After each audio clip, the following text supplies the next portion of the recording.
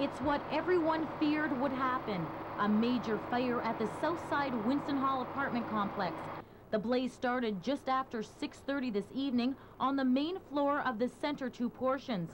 Fire Prevention Captain Brian Behringer says 6 pumpers and 2 platforms were called to the scene. The firefighters are using monitor nozzles and what they call master stream attack, and they're trying to get as much water onto the blaze as they can and effectively hold the blaze down. It once stood in 5 portions, and now Winston Hall is barely standing. An investigation into the cause of the fire will be conducted. Is foul play being suspected, or was there... I won't comment on that right now. Any other way the fire could have started? Basically, no. So the Ontario Fire Commission ordered 50% of Winston Hall be demolished before September 30th.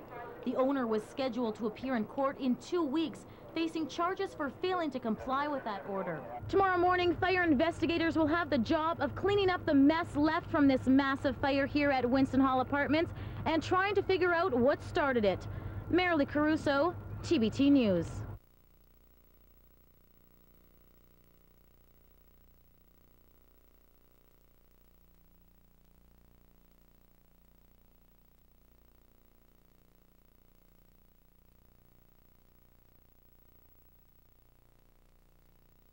Barely 1 hour after the first call came in, 2 complete 2-story wings of Winston Hall had already been destroyed.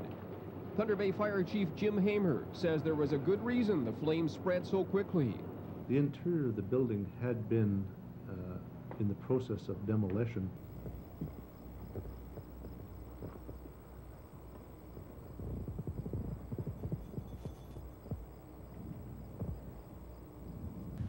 As hundreds of people gathered to witness Riverside grain products for the last time, the Thunder Bay Fire Department was trying to contain the areas around the blaze.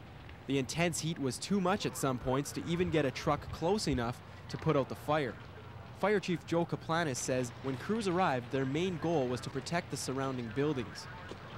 Fire extension, primarily. Just trying to contain the fire from traveling on to the next buildings, because keeping some of the flames and debris away from the tanks. That's the primary concerns. 90% of the on-duty staff were called to the scene. While crews were trying to block off the area, support beams on the Jackknife Bridge caught fire, but were extinguished shortly after. One witness describes the fire as something he's never seen before in his 25 years in the city. Well, the flames were shooting about 6-7 stories higher than the building. The smoke, we could see it from Northwood. We came by here and all the tin shack was all aflame, and that was about 3 stories high. And the silos, well, they were catching fire a little bit at a time. And when the silos fell over, they kind of piled up against the brick building there, and I see they're trying their best to save that brick building, but if that catches fire, then they got a big problem ahead of them. 2.5 hours into the initial response, the fire continued to blow out of control. The building next to the former RGP caught fire. Officials put the area on evacuation alert and blocked off all entrances to Syndicate Avenue. No injuries are reported, and most of the damage is a small amount of grain product, belting, and wood structure. The fire was finally contained before it crept over to the Pool 8 building, where things could have gotten worse, with possible explosions. Glenn Sheeler, TBT News.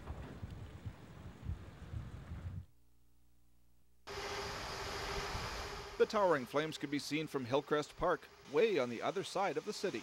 The former West Hotel on Simpson Street caught fire at about 4 o'clock in the morning, and when fire crews arrived, there were already large flames and thick smoke inside. Aerial ladders were used to try to keep the fire under control, but the flames continued to spread, eventually consuming the entire building. Fire Chief John Hay says they don't believe anyone was inside. The decision was made to fight this fire defensively. It's been an abandoned building for quite some time, and the structural integrity of the building was suspect anyways, and we don't always know what's in there.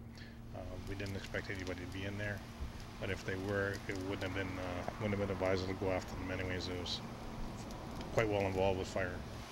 Hay says the derelict building was boarded up tight to keep out potential squatters, and it was under a security watch by the city because it was scheduled for demolition. Hay says it's too soon to speculate on just how the fire may have started. Residents from around the neighborhood came out in the wee hours of the morning to watch the fiery spectacle. The vacant Army-Navy Air Force Hall next door also had major damage. Hay says they managed to keep the fire from spreading to the other neighboring buildings. We had to evacuate the building at 116 Simpson Street. 20 residents were evacuated. They were taken with city buses and housed in the city buses close to the scene, and actually we were taken care of by Salvation Army with some food, and Red Cross came in and provided some assistance. The West Hotel was built way back in 1907, and the AMAF Hall was built in the early 1940s. They were two of several vacant buildings recently taken over by the city as part of a strategic initiative to improve the appearance of neglected properties. The two buildings were scheduled for demolition in the next week or so, and the city had just awarded the big job to Tyrannus Contracting. But this fire pretty much took care of things on its own. It'll either come down by itself or we're going to have it taken down. It's a public hazard to leave the building partially up, so we'll get that taken care of one way or another. This was the second major fire on that section of Simpson Street this year. The former Triple Nickel nightclub burned to the ground in January, right across from the West Hotel. Jonathan Wilson, TBT News.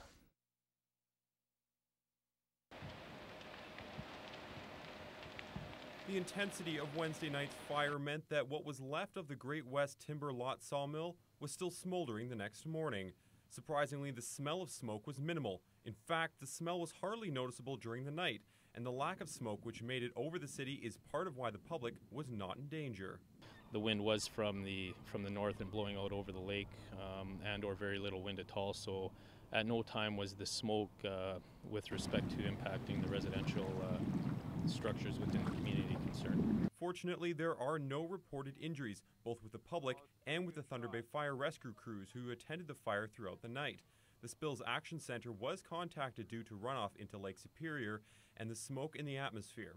The Bear Point Water Treatment Plant is continuing to monitor the situation, but so far there's been no impact on the local water supply. Fire crews did have to pump the water from the lake in order to douse the flames, but that is not all. The other aspect of the call was we had to initiate our emergency callback procedure in order to staff 2 reserve apparatus to protect the rest of the city while this fire was ongoing. It's just a pile of smoldering debris now, and for the fire service, the next phase is just beginning.